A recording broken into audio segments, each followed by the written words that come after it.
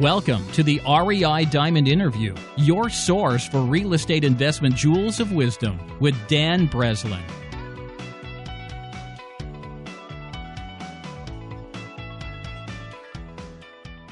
Welcome to the REI Diamonds podcast, your source for real estate investment jewels of wisdom. If you're interested in real estate investing, you're in the right place.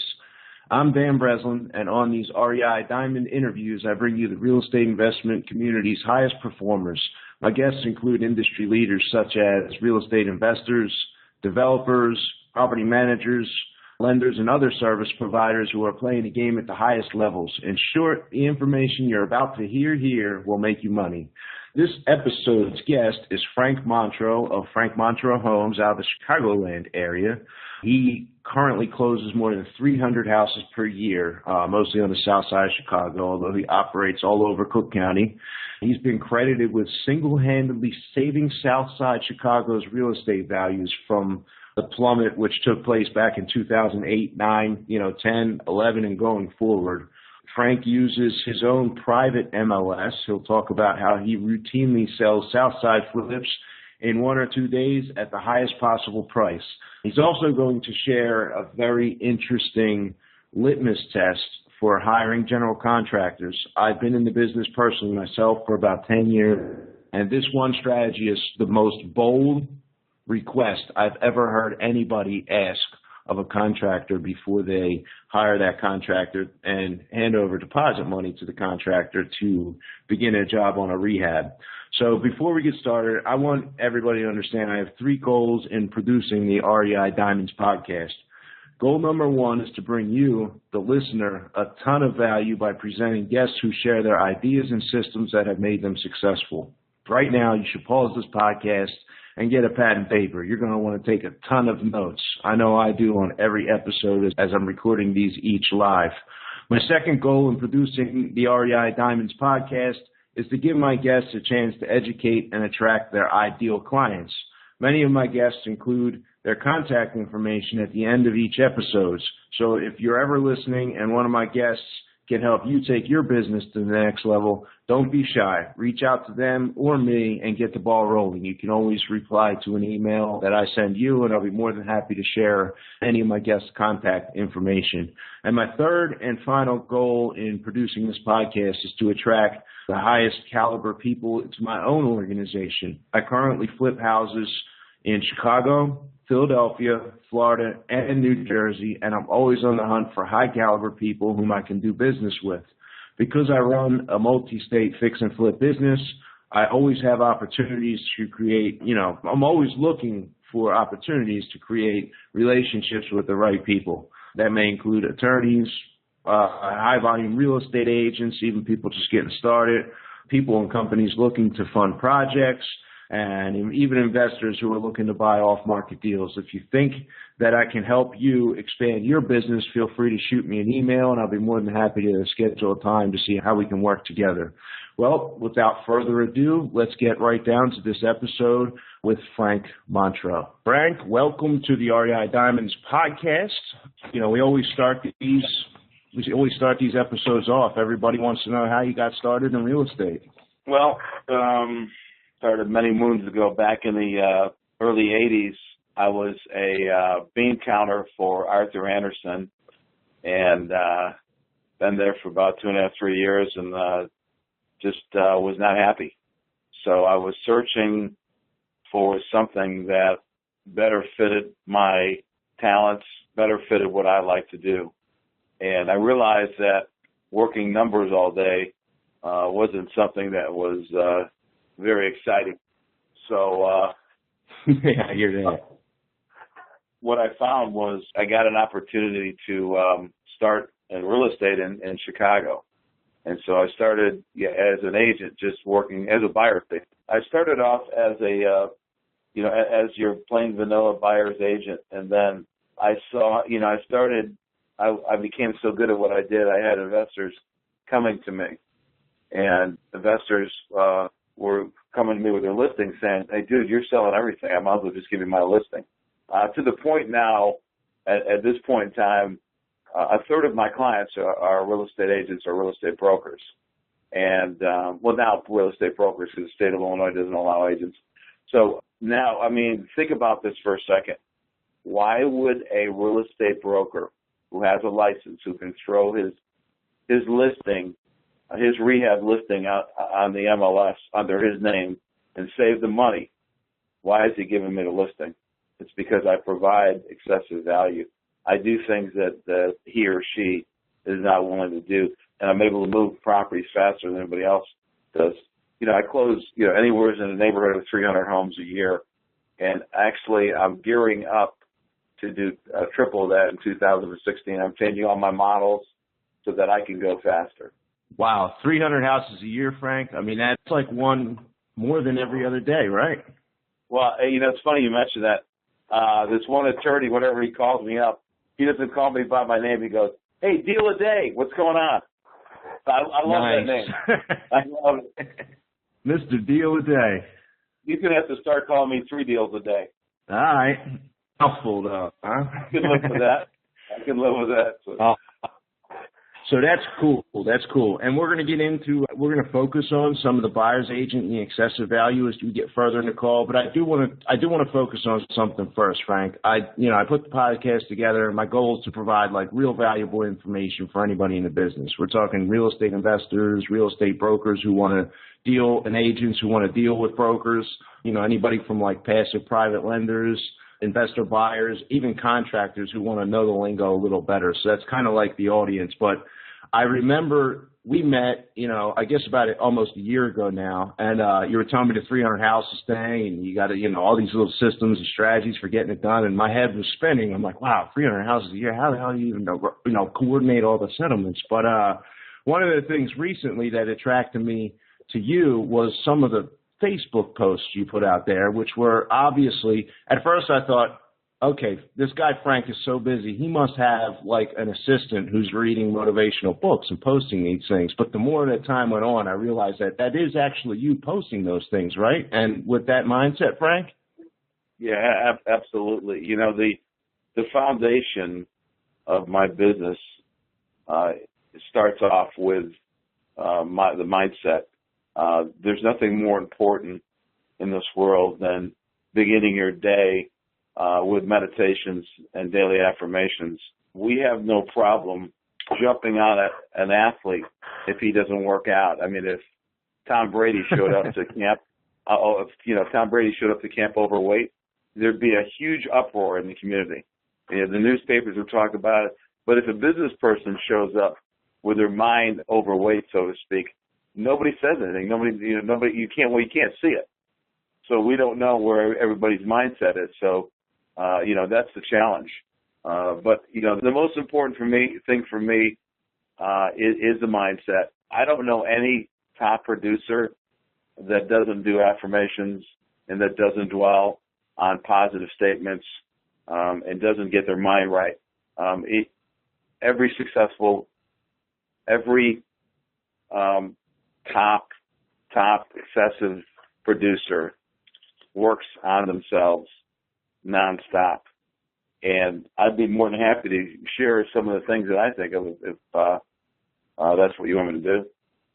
Yeah, so this is cool, Frank. So we talked, an hour and a half before we started recording, and that was one of the reasons. It was like I didn't want to jump right into it right then and there, and I'm like, hey, it's got to be 10 a.m. I don't know if you were calling to hopefully like jog the morning ahead or not, but I had my own meditation, and I, read some of the Bible, and I kind of like get myself spiritually centered and do some things with my mind before I get started. So I'm excited to hear, what is the morning routine and warm-up for Frank Montro? Well, I like the fact that you read the Bible because I do that as well, too.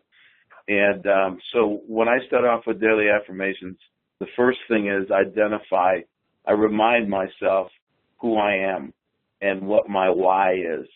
When you determine who you are and your why, it's much easier to work on a consistent basis. And that's really what separates me from a lot of successful or average people. And what I start off every day is I remind myself that I didn't put myself together. Somebody created me, that would be God, and I believe that I'm a child of God. I also happen to, Dan, that God made me perfect, and I believe God made everybody else perfect. So now, if you start meditating on that, then you realize that, well, you know what? Does God want me to be average today? Absolutely not. So I believe that I was designed to be great. I believe that I am designed to go fast, to be a game changer, and I believe everybody else is. The problem is, Dan, is that society is this big party, everything is me. What can I do? What is it? What's in it for me? When is beer 30? When can I get my next margarita? That's the mindset is, right? I mean, you're right about that. The mindset is average. The mindset is bent toward average. And wherever you go, we're getting brainwashed to act average. We're getting peer pressure to act average. I mean, from everybody. I mean, everybody's been trained to think. I shouldn't say everybody. The majority of people in the world, we've been trained to think average. We've been trained to believe that, hey, we're just we just need to get through this thing called life and don't take any risks. Get a 9-to-5 job. Of course, you get a 9-to-5 job with a company that may close down anytime. You ever think about that? You know what I mean? So, no, I believe that we're all designed to be great, and I believe that that life is a gift. And so, when I get down and thank God for that, I make a commitment that day that I'm going to give back to God for giving me this gift. I appreciate the fact that I'm able to live this day. I appreciate the fact that I'm able to experience my family this day. So, in return, I pledge my life to God for the day. I will tell him, I'm going to give you everything I got. There is going to be zero left in my gas tank at the end of the day. And people that are trained to be average say, "Oh man, you're working too hard. You're going to kill yourself. You're a fool for working so fast." But then when I walk away, then they turn around and talk to their friends and they gossip. "Oh, can you believe this SOB is closing all these deals? And how's he do it? How's he do? I don't understand, man. How I do it is when you're in the bar, I'm working. When you're taking your 2-hour martini lunches, I'm working." No, I'm not saying that I don't take time off, and I definitely schedule time for myself and my family and vacations. I do all that. But what I do differently than the average person is I wire my mind to go fast every day. See, the beauty of it is there's no excuses, Dan. I am responsible for my success, period. There's nobody else that can control what I think. There's nobody else that can stop me from saying that I'm great, that I was born to be great, that I'm going to seize the day, that I'm going to do the best I can, that I'm going to game change, that I'm going to make a difference in this world. Everybody should be thinking that way. And when you start, and it takes a while, because and that's the other thing too. People we're going to be talking about a lot of things today, books and all this stuff. It just isn't something that you do this once or you do it for a week and you're like, "Ah, this doesn't work." It took me a year of working, doing these affirmations, where my wife just one day said to me, "My God, you're not even the same person anymore. Holy smokes, have you changed?" So I mean, getting those kind of confirmations, and that now, I mean, I got friends and family doing affirmations around me because they see how it's changed me, and they see what a difference it's made. But yeah, I can guarantee you this: if you start doing affirmations and you start doing it over time, you will become wildly successful, because you're going to follow a different path. You're going to follow the path to greatness. You're going to understand that hard work is not a 4-letter word. Hard work is a way of life. Hard work becomes your average. Do I work my butt off every day? Yes. Is it grueling? It's become my average. I'm used to going full speed. I'm used to letting it all out.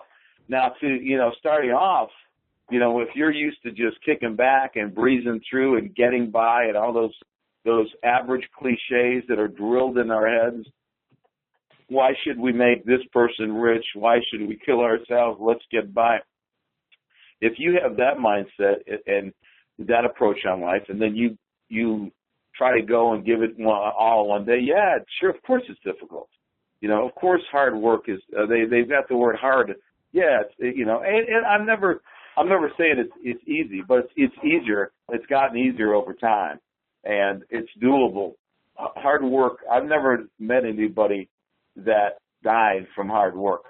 I've met people that have died from drinking too much. I've met people, and partying too much. So, it's funny the people that that tell me that I'm going to kill myself from working too hard are people that are 100 pounds overweight, or they got their fifth drink in their hand. And I got to chuckle with myself. But when I think about it, I go back and say, you know what? They're not responsible for my actions or my thoughts and what they say. They're espousing that attitude of average, which I have no interest. I have no interest in. And when I start hearing people like that, I don't want to hang around. I don't want to be around because that's poison. That's the other thing too, is you want to surround yourself with like-minded people, with people that are going to keep you on point. Because what's going to happen is when you become weak and you want to quit, they're going to help you get there. That's another thing that I remind myself, that I am not going to quit. And I get into a chant with that. That's where I go into meditation and a chant. And I say don't quit to myself at least 50 times. Because what I'm doing is I'm training my mind to when I get in those difficult situations where I'm tired or exhausted or physically drained, that thought just automatically cues up. It's just there. And I'll tell you something, that the greatest game changer with mindset, you absolutely have to dwell on this, is you have to create a sense of urgency. And this is the beauty of it. I control my destiny. I control my mind. So anybody that uses excuses, all they're doing is they're in the middle of mental masturbation. It's to say that, I love that line, I had to throw it in there. Oh, to man. say that it's a selfish act. Being average or talking your mind out of giving everything is selfishness. We're not designed to be average. We're designed to help other people and put people in a better place. If all you're doing is getting by, is doing just enough, you're selfish, and you're living for yourself. You will never be great. You have to make a dedication daily to help others, to get it to make this world a better world. That's what makes a difference. Now, moving on to getting back to the most important concept. That's the concept of a sense of urgency. There's no greater power that you can unleash in this world than yourself. And there's no greater idea to unleash that power than to instill a heightened sense of urgency. And here's how I do it. What I do is I tell myself, if I don't give 100% to this cause that I'm talking about every second of the day, at the end of the day, I may not have food to feed my family. Now, what do you think that does to me? I love my family. Gets you moving. Dude, it sets every fiber of my hair on fire. And then I continue on. Once I get done thinking about that thought, I say, and then I may not have a roof to shelter my family. We may have to live in my car. And I know, and it's very visual to me because I know people that were living in their cars when the real estate market crashed because they lost everything. Mm-hmm.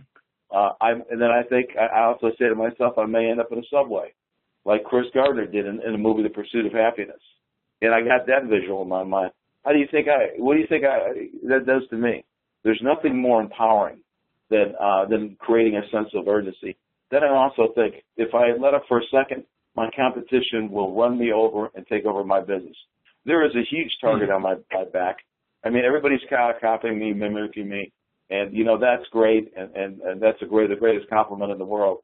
But if I keep my mind moving and my body moving forward, energized with these ideas that my butt can be handed to me at any point in time, I could lose everything at any point in time, I'm not going to lose.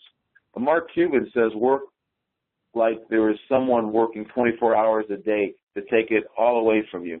See, this is not something hokey-pokey stuff. These are what the greatest producers in the world are thinking. This is what they meditate on. This is the real secret. None of this like Zen, Buddha, whatever, yibby, baba, boo, boo. You have to grab your mind and grab whatever you got and control it through the day. That's how you become successful. If you think I became successful by accident, you're mistaken. You think Mark Cuban became successful by accident or by winning a lottery ticket, you're mistaken. I'm not saying there's obviously people out there that have won the lottery and have done well. However, 99.9% of us that are super successful have done it in a very similar fashion. You can take these principles and become successful, Dan, in any business. This does not discriminate in real estate alone. The real secret in life is taking control of your mind and creating a heightened sense of urgency. If you don't do that, then you surely will never become the person that God wants you to become. You know what I do today? 24/7, I grind. I serve God. I work at a pace that God designed me to work at. I don't work at a pace that the world tells me to work at. They can kiss my ass. I don't, and another thing too, you'll never hear me complain about hard work. You know why? Because here's another secret for you secret people out there, is that I can choose to think anything I want to choose. Now people are thinking, oh man, that's hard work. I mean, hey bro, I love it. I love it. I love it. You know what? I'm just going to choose to say I love hard work. After a while, you know what? I love it because I've brainwashed. I've chosen to allow that thought to be in my mind. Now, most of us, the average mindset is, you know what? Hard work sucks, man. I don't like this. I don't want. You know why? Because yeah, it is hard. But if you push through that barrier, it becomes a habit, and it's really not that. We blow it out of proportion because everybody else around us is blowing it out of proportion, and it's human nature to pursue and seek comfort. So yeah, it takes effort, and that's why you have to do these affirmations. You've got to get on point. But yeah, man, I'm telling you right now, there is pain, brother. No matter which way you go, there is pain if I work. Hell yes. And guess what? There is pain if I don't work, because now all of a sudden I'm not going to be able to pay the bills. I might get thrown out of my house. I might not have food. That's pain, brother. Now, you know what? If I have to experience pain, you better believe that I want to get some rewards too. And it's not going to happen by being average, by getting by. It's going to happen by me giving everything I got back to God today as a thank you for giving me this gift called life. Yeah, dude, this is not a game, ladies and gentlemen. This is not a sometime thing. This is an every time thing. This is an every moment thing. This is, you become, I'm consumed. I'm obsessive, compulsive with this stuff. This is the way I eat, sleep, drink, everything I do is surrounded by this.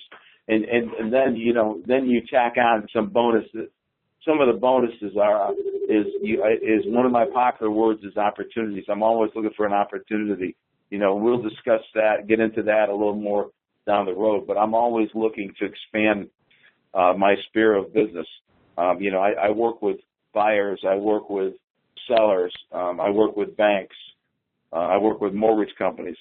So if anybody out there wants to have a further conversation with me, you can always call me on my office at 708-479-3300, and we can chat.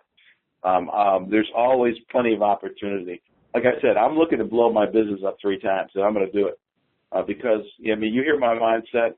This is an everyday everything. I'm responsible for creating my own business. Here's another thing, Dan. people say, "How's business going?" I have to do everything I can from not laughing, because I'm responsible for my success. So they're asking me, "Hey, are you screwing up, or are you not?" Hey, I'm every day is overwhelming with business. There's so much out there. I just have to keep redesigning, retweaking my business models. And there's so much more out there. So when somebody's telling me that they're not being successful, I have to ask myself, first of all, do they have the right mindset? That's the first thing you have to tweak. Then second of all, you have to look at your business models and see if you're doing it correctly. Because there's a lot of things with that can, with your business models that you could be doing wrong. For example, they say real estate agents could potentially be the hardest working job where you make no money at all. And I know any realtors that are listening now are going to be laughing their ass off, because they know what you mean. You can do things wrong. Like agents will get a call in from a buyer and they don't pre-qualify them. They run around and spend 40 hours with them, only to find out later that when they run their credit report that they wasted their 40 hours of their precious life with a buyer that's not ready to buy yet. So, wow. That's a whole nother Jerry Springer episode, brother. But getting back to another thing that's critical is that you need to stay in a heightened state of gratitude. And I'll tell you how powerful gratitude is. I've had people call me up in a state of depression and were very, very down. And my first thing to them is do what I do. Write down. I daily write down things I'm grateful for. The writing part, there's something that's therapeutic and something that I can't explain. But when you write it down, it's like times 10. Like you could say, "Hey, I'm so grateful for my wife. She's honest, hardworking." I go right down the line. I'm so grateful for my kids. They challenge me. I go right down the line. They got this character, that character. It's just so encouraging to see them.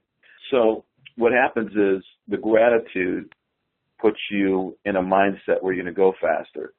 And let me go even further. This is how I train my mind, Dan. This is another secret. No matter what comes at me, that's out of my control. In other words, if I get three contracts in today, what does Mr. or Mrs. Average do? Party. We're going to go to a bar and we're going to drink the rest of the afternoon because we just got 3. Okay. What if 3 contracts fell apart today? What's Mr. or Mrs. Average going to do? They're going to go to a bar, pound their sorrows, right? So what do? If something bad or something good comes, it's few. I automatically tell myself, every morning I tell myself, whatever comes at me, it's going to enhance me, enlighten me, strengthen me to go faster.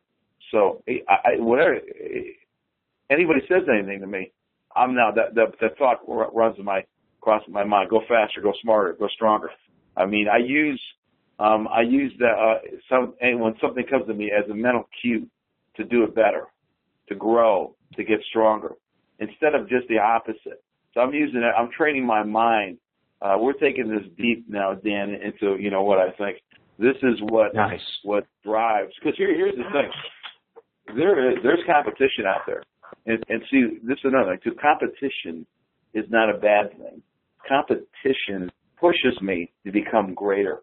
There's times when I don't realize that I have another gear, and that's a beautiful thing about that.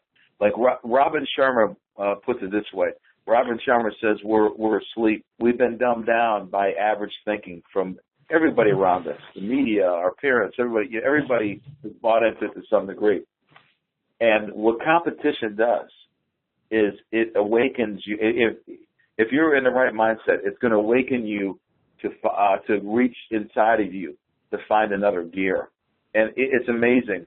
As hard as I push it, I always find another gear. But it only happens when my back's up against the wall. It's like it takes me to another level. So don't run from competition. Take it head on. Competition is phenomenal. There's nothing better to help you grow than competition. See, I mean, there's 2 ways. There's 2 things that I think. Either I'll win a certain situation or I learn. I win, learn. I win, I will never quit. I will never quit. I will never quit. I win or I learn. If I get beat on something, how can I improve? How can that not happen again? What can I do? That's what my mindset is. There's no negativity. I'm grateful I'm alive. I'm grateful that I have this opportunity. I'm grateful that I got my butt handed to me in that situation because I'm going to learn from it and I'm going to become better. Mr. Average is going to use that to check out and say, oh man, I just can't. It's just too many people out there buying houses. Too many people. I don't know where to get inventory. This is crazy. That's the mindset that's out there. Like, oh man, I get people calling me all the time. Hey, how do you get these properties? How do you get, how do you do this? How do you do that? It's my mindset. It's staying focused on the day. It's not allowing my mind to drift. Anger and fear are my biggest enemies, Dan. Anger, let me throw this out at you. I remember reading the Harvard Business Review, and this was probably 15, 18 years ago. I don't remember. I'm not sure on the time frame. But they were doing a survey. They were right out downtown New York, financial capital of the world, Wall Street, and they said they were doing an interview with businessmen and businesswomen coming out of their jobs, and they would ask them, what are you thinking right now? What's going on in your mind? What are the two most common things that people were thinking of when they're coming out of their work? Either they were in a heightened state of anger about somebody screwing them at work, or they were afraid. They had some kind of fear going. They were afraid that their jobs that they're not going to get their next paycheck. They're not going to get that next sale. I mean, you think these are financial. This is the financial center of the world. There's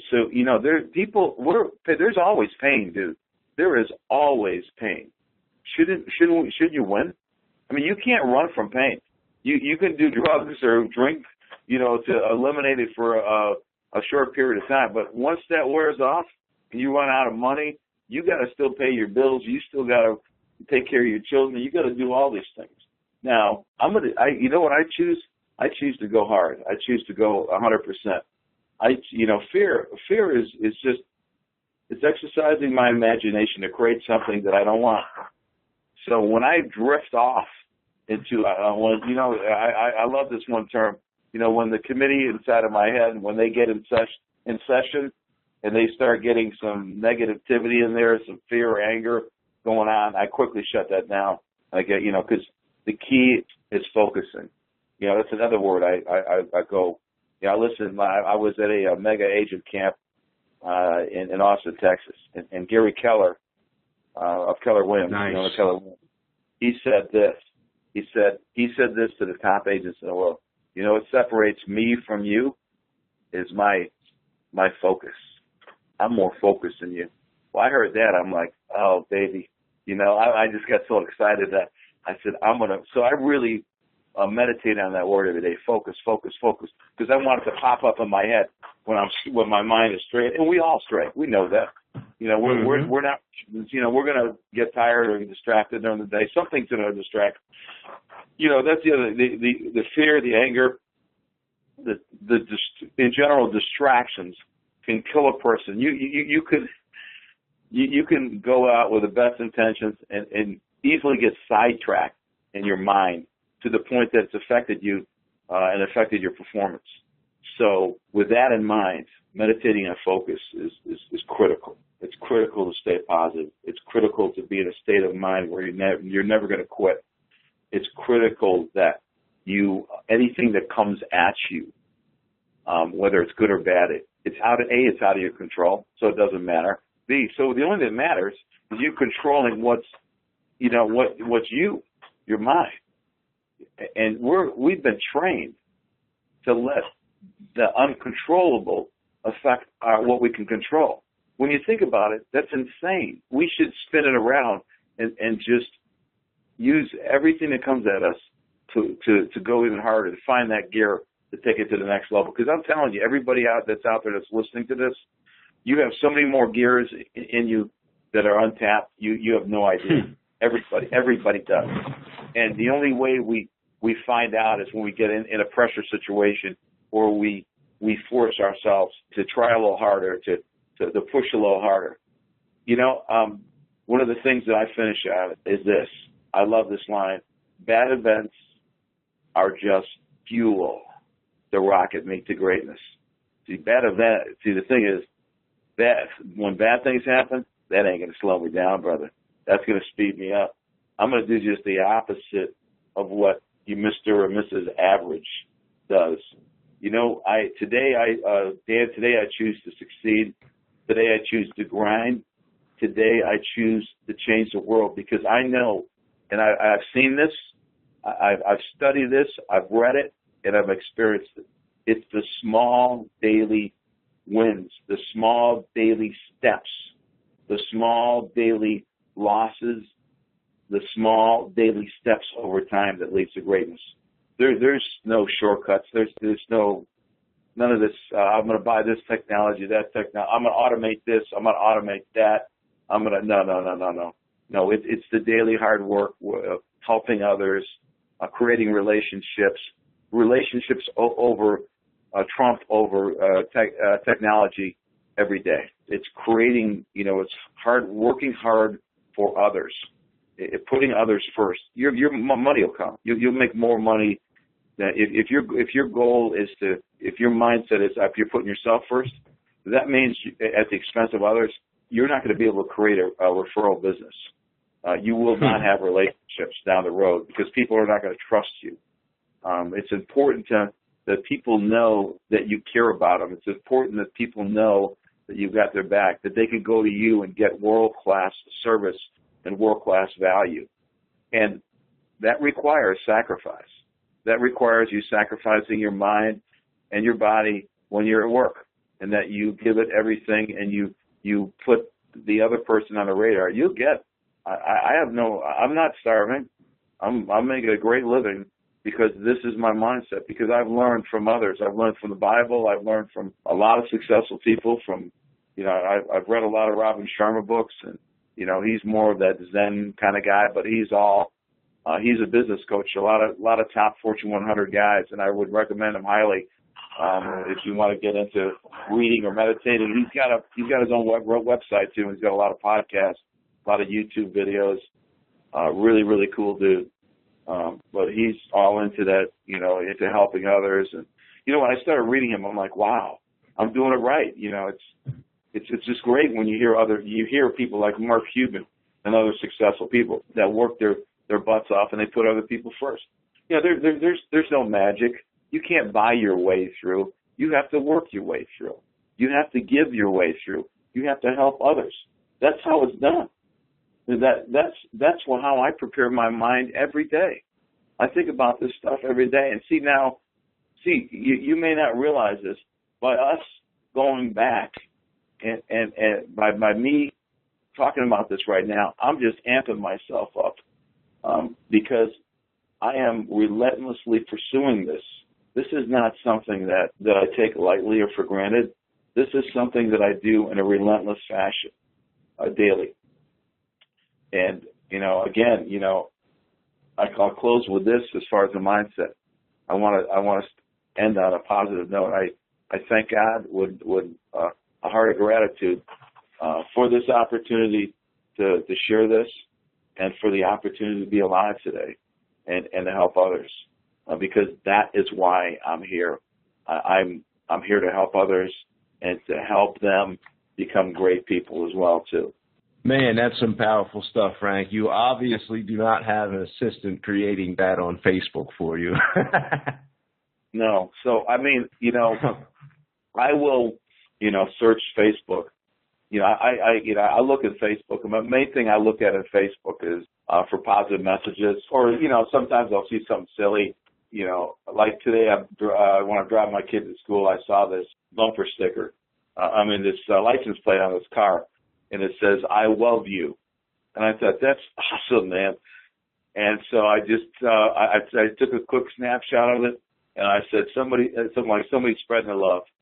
So I got a bunch of, people, getting a kick out of it, liking it and making comments about it. Nice. And, hey, it's fun.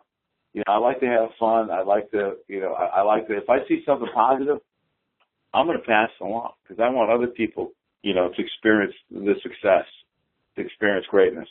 But it all starts ground level.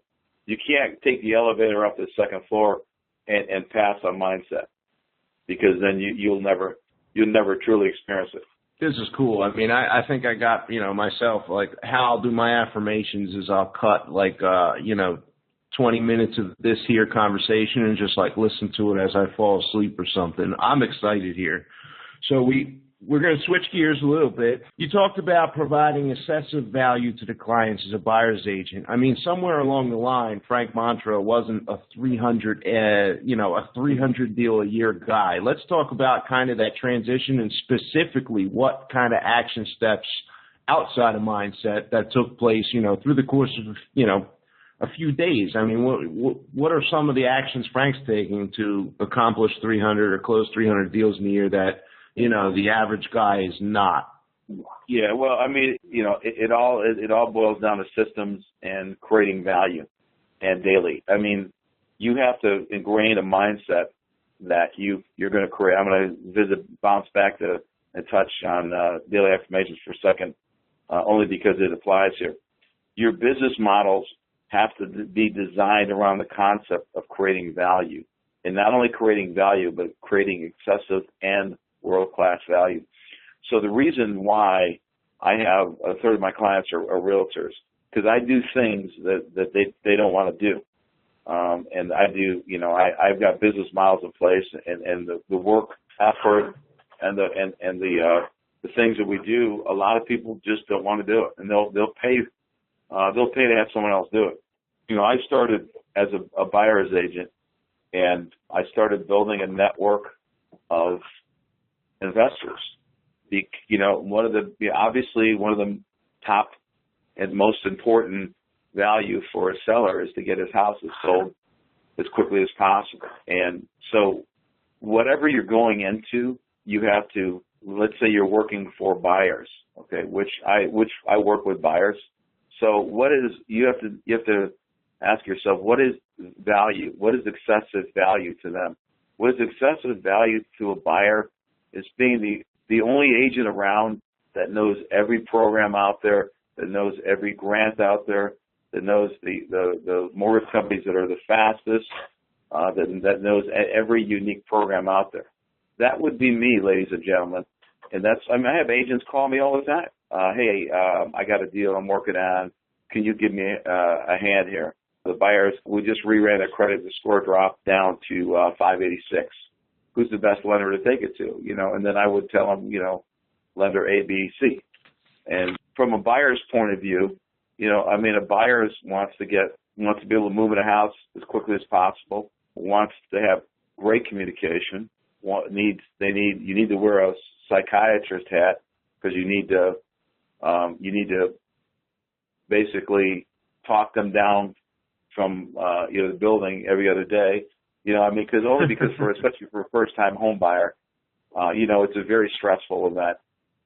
It's like getting married. It's your first time you're doing it, and you don't know what you're doing. You're hearing all the horror stories, and then treating people with respect and care goes a long way, and we're designed to do that. Now, a lot of agents will say, "Screw that." I need to get paid. That's all I care about. And so what they miss out on is referrals.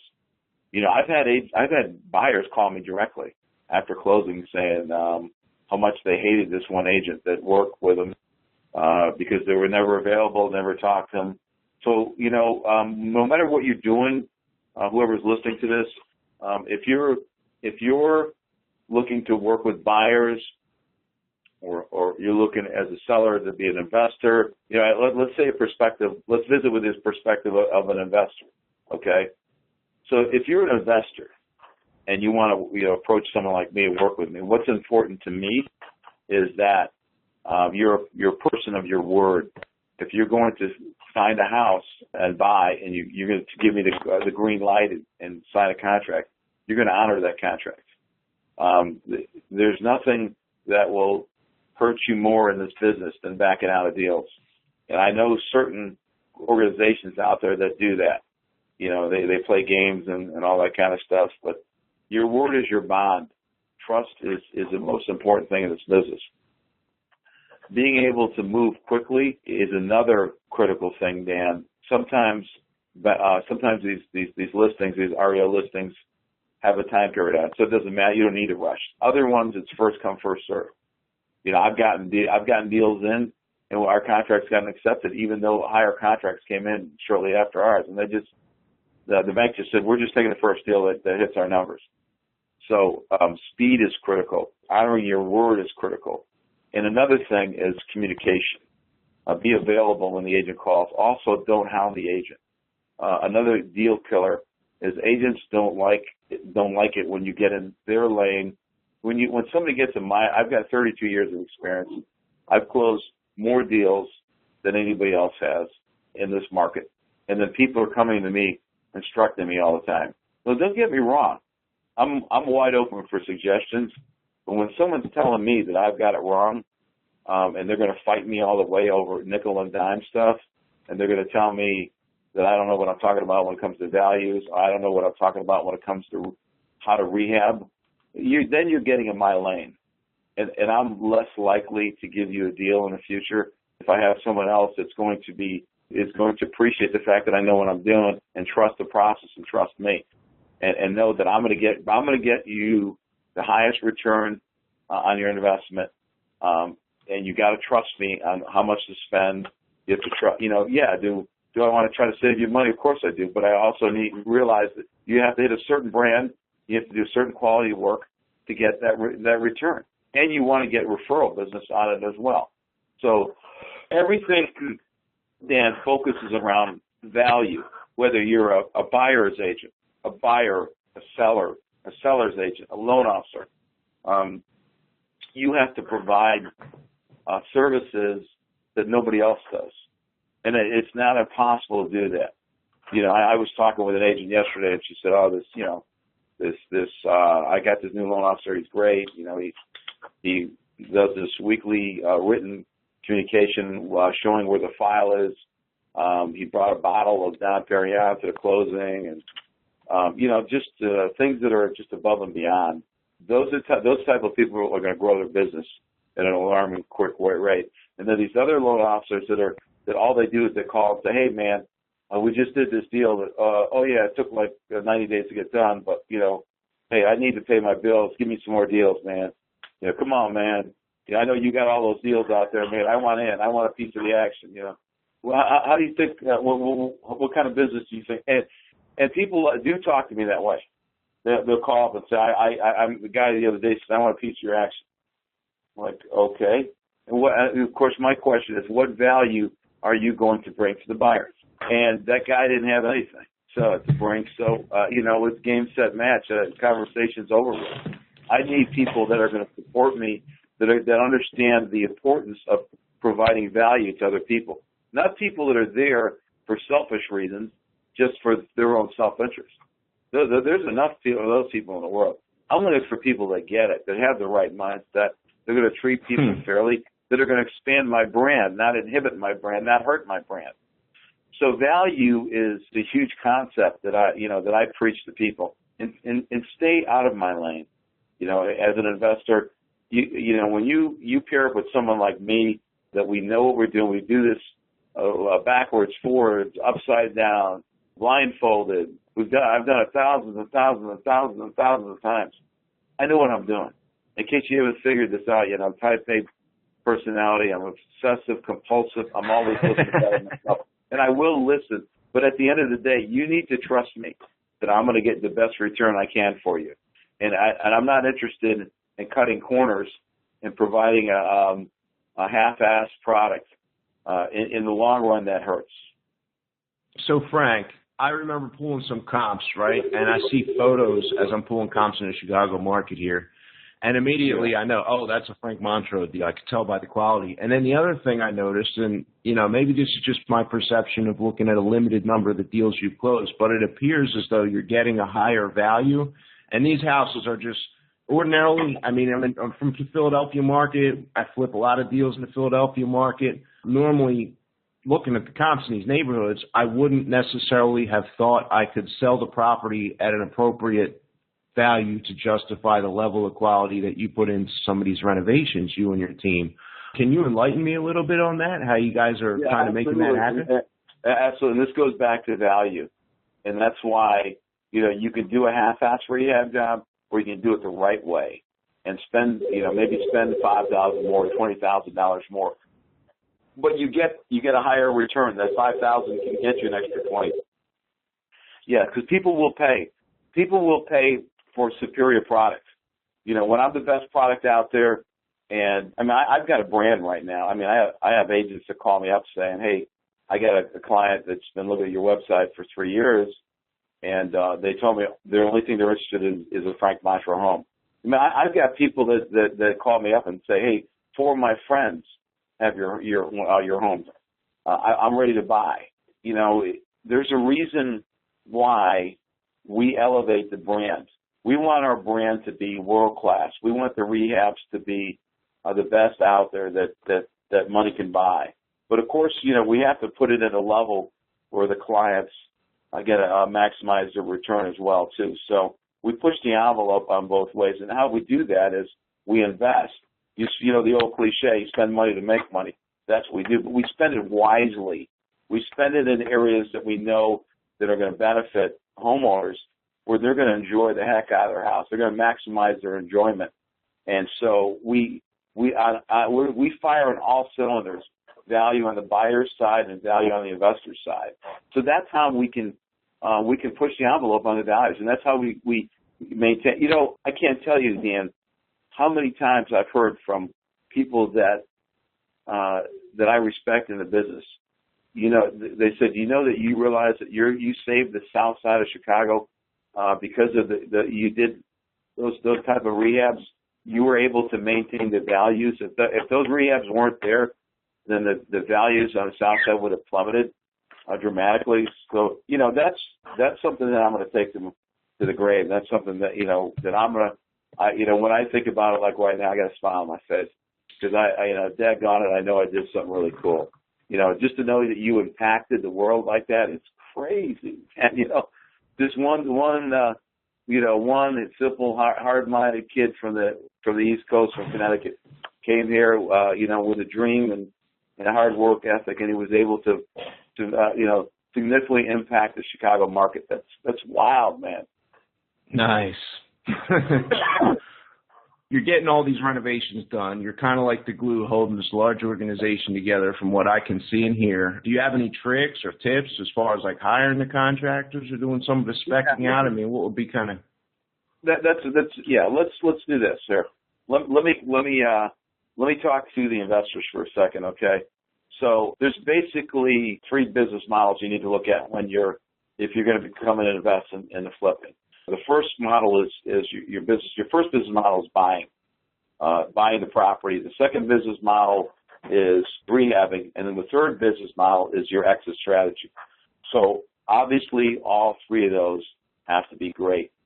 But the first one, buying, is critical. Buying right is an absolute must, and it's an absolute premium. And I'll share some of my secrets with you. The problem is a lot of people will get involved and they'll go to agents that are seemingly successful, that have done numbers and so forth, but they don't know if they've really made any money for their clients.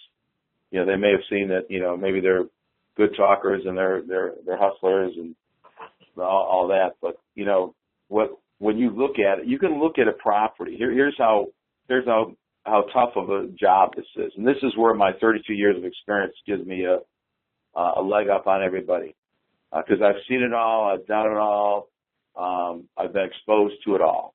Let's say I'm looking at 2 houses on the same block, okay, and they're identical. They're just on opposite sides of the block. They're both going, we'll just pick a random number. So both sellers are asking $50,000. They both know they're in competition. They both know they have the same house.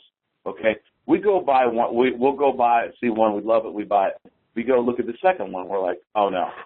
Now, the average person is going to be like, wow, they didn't buy that. I'm going to go buy it. They beat them.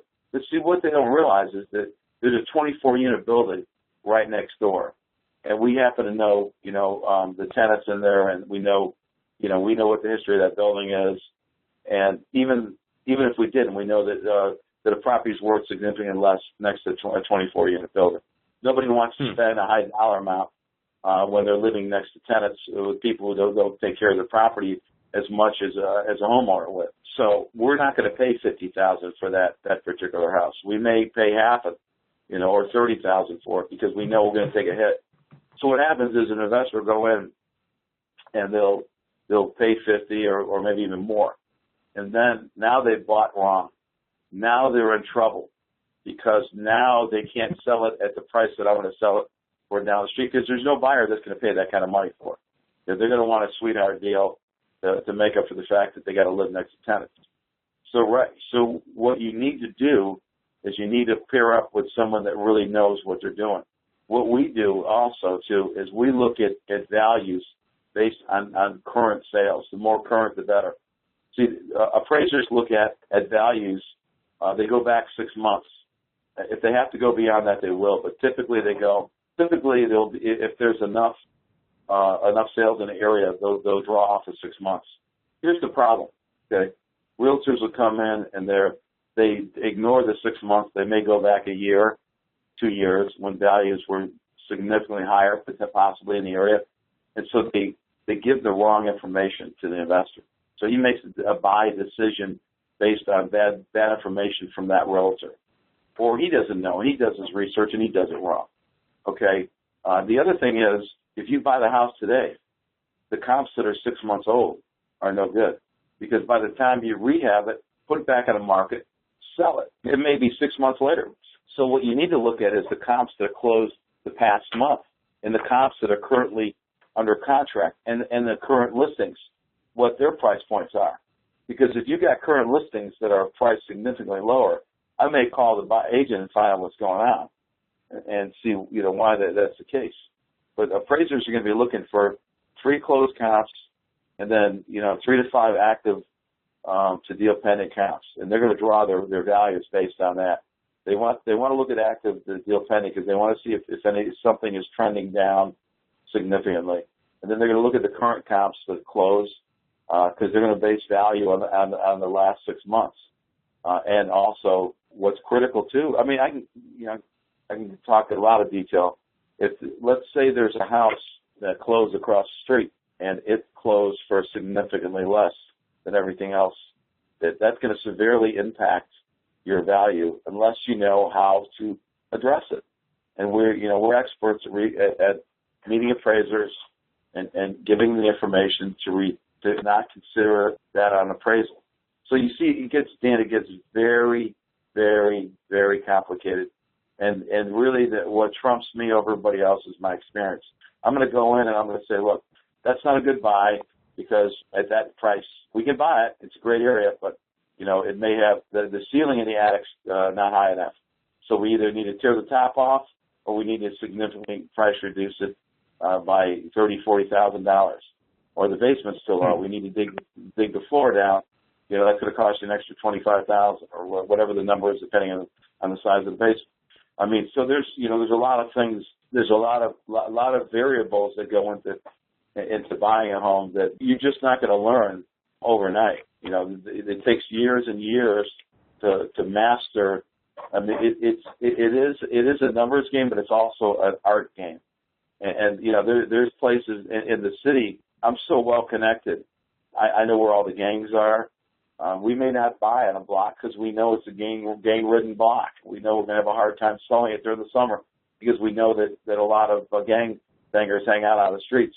So, I mean, it goes to that level. It goes to that we go way beyond.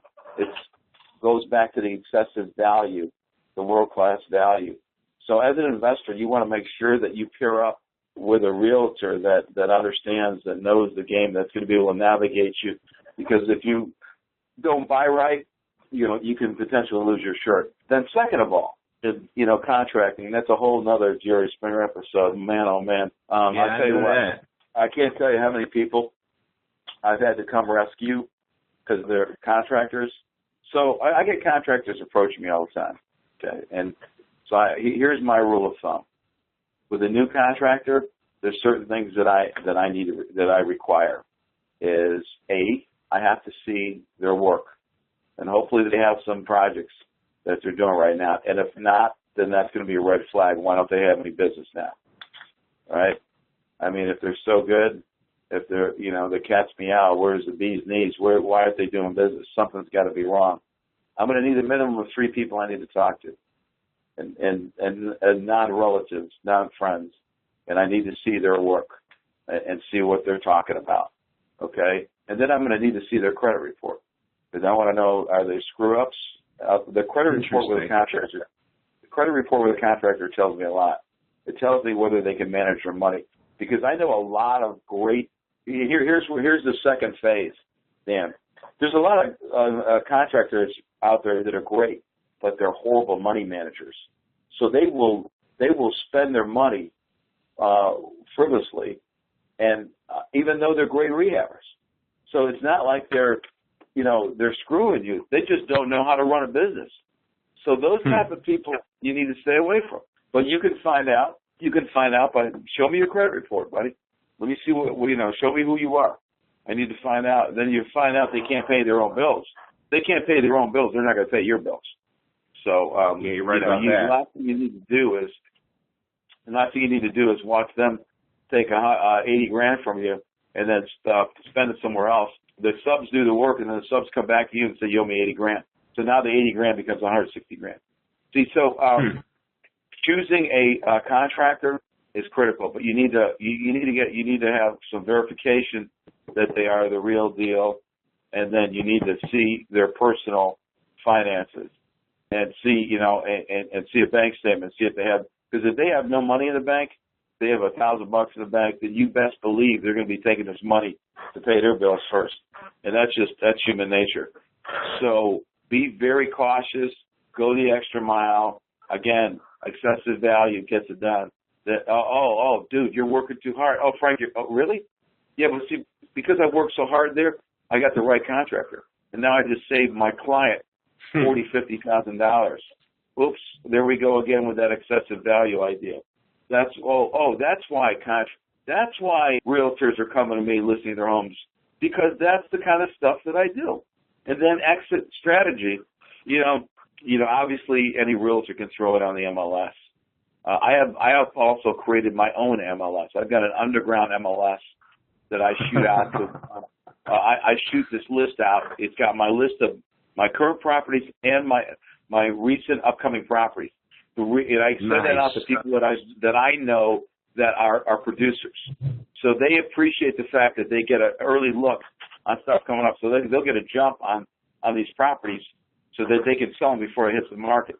And it's a win-win situation. Those, I want to expose these properties to agents that I know that understand the business, that know how to control their buyers, that use good loan officers, that I know I'm going to have a high propensity of getting the deal done on a timely basis. So, and getting it done, period. Because a lot of times these deals could drag on and on forever if you got a bad loan officer.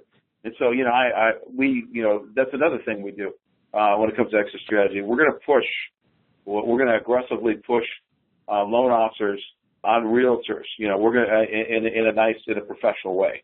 We're going to make suggestions to them. We're going to find out who they're using, and if we feel that it's not a good company, we're going to suggest other companies that have lower interest rates, that have better grant programs, and see, by offering this up to an agent, they can take it back to their buyer, make sure that they are making an informed, intelligent decision and getting the best product that they can. And that's all we're doing, is we're giving information to an agent and say, here, if you want to look like a superstar, get more referrals, take this information, have them change their loan company. Plus, we know what's going to cost. There's certain companies out there that just don't get it. And I don't want to deal with them. And I want to protect the buyers and the sellers as well, too, so that they get the best thing. So, you want to watch, on the exit strategy, we surround ourselves with the best vendors. We run open house campaigns. We run home buyer seminars. We run combinations of open houses with home buyer seminars going on. We have we just do a ton of different things. When we run the open house, we call the neighborhood, we pass flyers out. We go above and beyond what everybody else does. You have to work smart to move these properties. A lot of it just comes from making people aware of that you're having an open house. Where the more people that know it are going to show up. I do a lot of social media. I get a lot of buyers from social media. It goes on and on like that. But you have to work with someone like myself that goes the extra mile. That what that does as an investor, you're going to have less market time, and you're going to maximize your dollar time, your dollar amount. The longer your property stays in the market, the less likely that you're going to maximize your dollar, because agents and buyers are going to think, oh, well, there must be something wrong with this house, so we need to, or it's been on the market, so the seller is going to be willing to take a low ball offer. They may become more desperate, especially if they're paying a juice on a loan. They may say, hey, I might as well just dump this and move on. So in many respects, the agent and the buyers are correct. So what I do is I try to eliminate that opportunity, that negative opportunity, by providing all these world-class services, so that I minimize that time frame, and we spend the extra money to maximize the return. Spend money to make money. In this game, you can't cut corners. You just can't do it. I'm not wired to cut corners anyways, but people think that they know more than I do. They've been proven wrong every freaking time. It's just then when we get done with the deal, I said, now you did it your way, now let's do it my way, okay? So we can start making you some money. So just rewinding again, you need to buy right, rehab right, and sell right. And there's no shortcuts on any three of them. And this is what I'm talking about, when why you need to gear your mind up, because you need to be in the game from start to finish. This is, people, see these infomercials and think, oh, I don't need to do anything. And they see this couple with this young, cute girl running around, and, it seems like it's a real easy job. It's not easy. It's not easy at all. And I've seen people lose everything. I've seen people lose their finances, their families, everything. So do not go into this business thinking that this is a cakewalk. You have to go in with your on guard, with your sword and your shield up the entire process. Because trust me, I've seen people buy right, rehab wrong. Lose the whole deal. Buy right, rehab right, and work with someone else and have no exit strategies, and they come to me 6 months later, hey, I'm sorry, I should have gone with you. You're right. Blah, blah, I'm an idiot. I'm a fool. I'm stupid. I'm this. I'm that. And then I turn around and sell it in a week. I mean, that's it's real. I get a kick out of it too when I get these listings and I sell them in a day. And then I said, now are you happy you went with me? So it happens. But with my, I build a cult following as well. I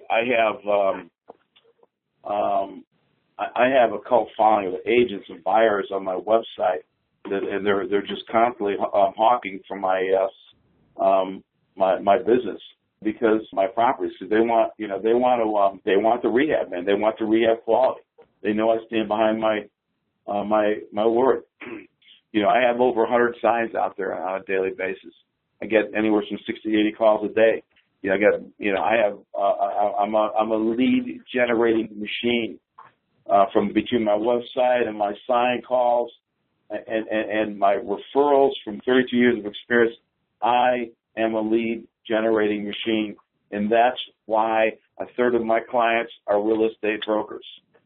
So that's how I get it done. That's interesting, Frank. You built this complex, and I think so many people, early on in business, I know that the more successful people that I have the opportunity to talk with on this show and even reading books, if I can't access them personally, either, because they're dead or just too far removed for me to get any attention from, I noticed the same thing that I'm hearing with you, and that is to embrace the complexity of the business. You've built, multi-faceted strategy focused around the exit strategy itself. You're talking grants, great loan officers who are getting the job done, open house, on top of home buyer seminars. I mean, my average seller agent that I run into, a buying agent, is not doing even any one of these things. They're just kind of like working for some referrals. And then on the other end of things, you put together the contractors. You've got, help with people sourcing deals and things of that nature. So let me ask you this question. It's a three-part question here. You have, let's say I'm an investor. I'm listening in on the call here. And, I mean, what do I have to bring to the table to do deals with Frank Montro and kind of take advantage of these systems? Do I have to already have the deal source? Do I have to have my own contractors, or are you helping me with that? And do I have to have money lined up, or do you also have lenders who do, hard money financing for properties, Frank? Well, yeah, I mean, you can have all of it and come to me, or you can basically have nothing and come to me. But, I mean, you do need to have some funds, okay? Ideally, you want to do one transaction, you're going to need access to, for purchase rehab, you're going to need, on the south side, you need access to $100,000. On the north side, it could be triple of that. So that could be a combination of funds and a combination of hard money lenders. But yeah, I mean, I know hard money lenders, that do 100% financing. They're not cheap. There's, Rich McClain out of Oklahoma. He's 100%. He's 15 plus 5 points. But, you're getting 100% financing, guys. I mean, it's when you look at it that way, it's not expensive money. So there's 10 people that require 10% down, and I think they're a little bit cheaper, but that's because you're putting money down. There's a ton of hard money lending out there. A lot of the hard money lending, though, wants you to have some form of experience. There are some lenders that will lend to you if you have no experience, if you're piggybacking with me as your exit strategy. Then they have enough confidence to know that if you're going to be, I think today I've got, as of today, I've got like 38 contractors. So I've got plenty of good contractors that I'm comfortable with. I've got, hard money sources. I've talked to you about my exit strategies. So yeah, I mean, if you're an investor and you're looking to come, like I said, my biggest thing is just stay out of my lane. I'll give you the game plan, give the exit strategy. Don't micromanage me. And that's would be my only beef. And otherwise, I have investors that are out of state, and I'm thinking of one right now that's in Maine. I don't remember the last time I saw him. He used to live in Chicago, and I saw him frequently, and I don't think I've seen him for probably 8 years. And he loves me, and he totally stays out of my way, and all he does is find a property.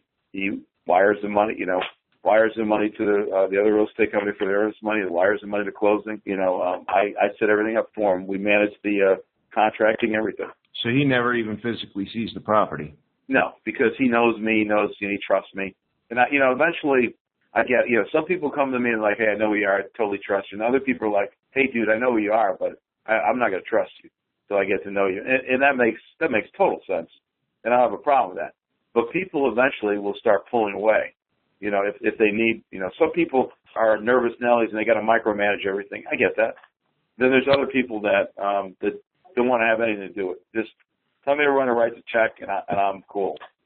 And I deal with all types, with people that want to know every day what's going on. They have to just walk to the job site every day, and I get it. And there's people that just want to, hand me a check, and then I hand them a check, 3, 4, 6 months later, and they're happy. Sounds like a good deal to me. It's a great deal. It's the best game in town, bro. We're going to wrap up here shortly, but what is the average profit? I mean, what kind of a parameter are Frank Montro's investor clients typically buying? Yeah, that's a good question. It really, I don't set the profit margins. I just say to people, where do you want to go? I've got guys that will go as low as 12%. I say the average person gets a return of around 20 to 22%. It's like probably the more common space, where there's a lot more inventory out there. Then I've got other guys that say, I got to have a minimum return of 30%. So, and those deals are less common to find. So it really kind of depends what, I don't tell anybody, hey, you need to make this and you're going to do this and you're going to like it. When people come to me, I'm like, what, you tell me what your parameters are. and then I'll say, hey, that's what the likelihood of getting that type of return is, and then I go out and find them for them. But that's how it's done. So, is there a sweet spot for you, percentage-wise? I mean, if I come and if I'm completely unrealistic and thinking, oh, I'm not going to touch a single deal unless I get 30, 35%, compared to 12, 15, or 20%. I mean, what could be the sweet spot for an investor to expect? 20 is a good number. 20 is a reasonable number. I mean, if you're coming down, I got one guy now that's 12. That's aggressive. I mean, that's really aggressive. I mean, he can get his eyes on a lot of stuff that other people can't, obviously. But 20 is there's plenty of stuff to go around at 20%. All right. Sounds pretty good. I got like 3-4 pages of notes here. I'm hoping our listeners do too. This has been a great interview. Do you have any book recommendations for our listeners, Frank? You had mentioned a few in the beginning there. I want to make sure I get a list. Book recommendations. I would probably say if you're going to do anything like real estate related, I would say buy Gary Keller. He's got the $1 Million Real Estate Investor and the $1 Million Real Estate Agent. To me, those are the two best books on the market. I mean, Gary's gone around and interviewed hundreds of agents, interviewed hundreds of investors, and built his models around that stuff. I mean, there's a reason why Keller Williams is the #1 real estate company in the world, and the reason why I decided to go work, because they're so far more advanced than any other company I've seen out there. And it's because of the driver, the brains behind the operation, Gary Keller. If you want the mechanics as an agent or as an investor, I would recommend Gary Keller's books. If you're looking for mindset, I'm a Robin Sharma guy. He's got several, any of his books are phenomenal, or better yet, you can go and he's got, go to his website, ROBINSHARMA.com, robinsharma.com, and you can find podcasts, articles about anything to do with success and mindset. I also happen to like Grant Cardone, but he's an ex-auto guy, but auto sales, but he's a beast, man.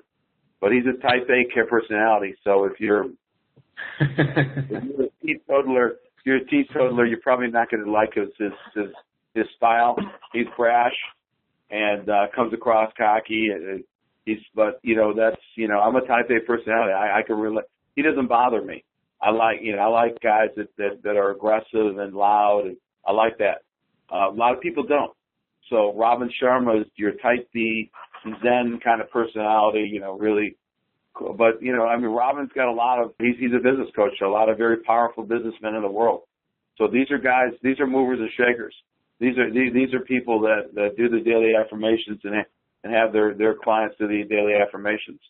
There's, like I said, there is no shortcut, folks. But yeah, I'm big on reading, and I'm big on getting in front of even articles too. If you're not a reader, if you don't like to read books, read the articles that Robin Sharma. They're free. It's on his website. They're freaking awesome. It's all the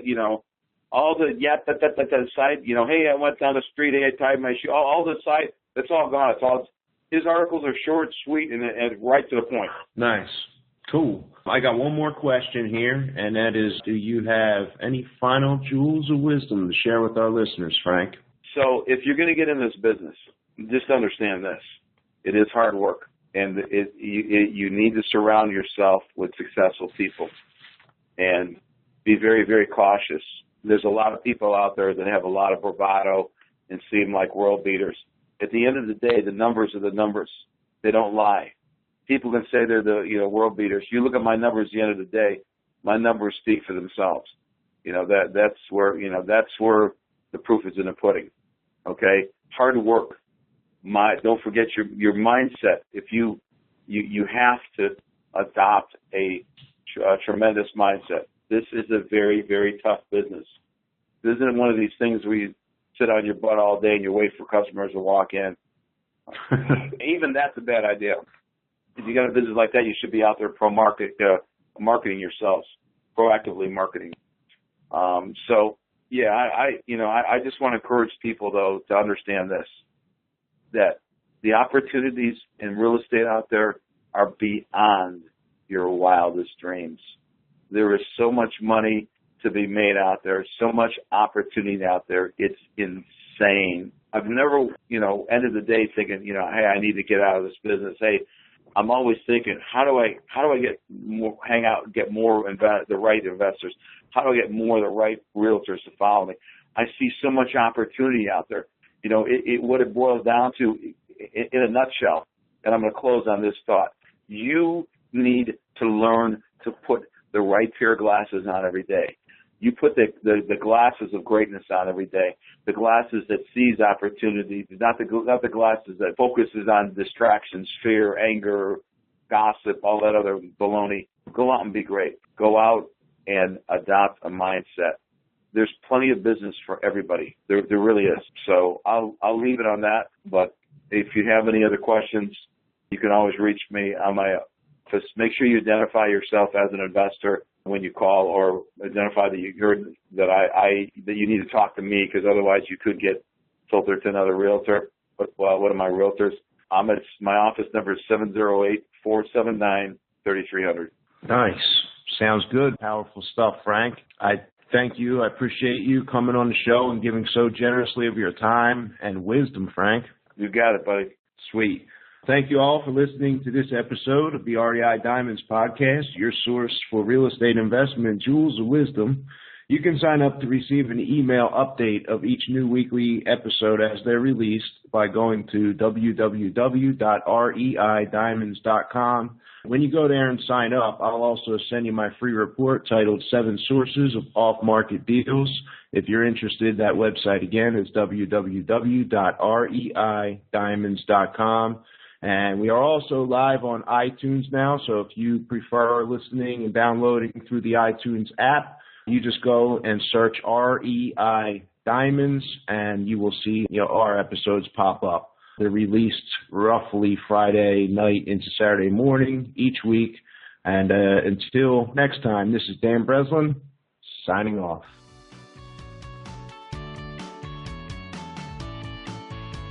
Thanks for listening to the REI Diamond Interview.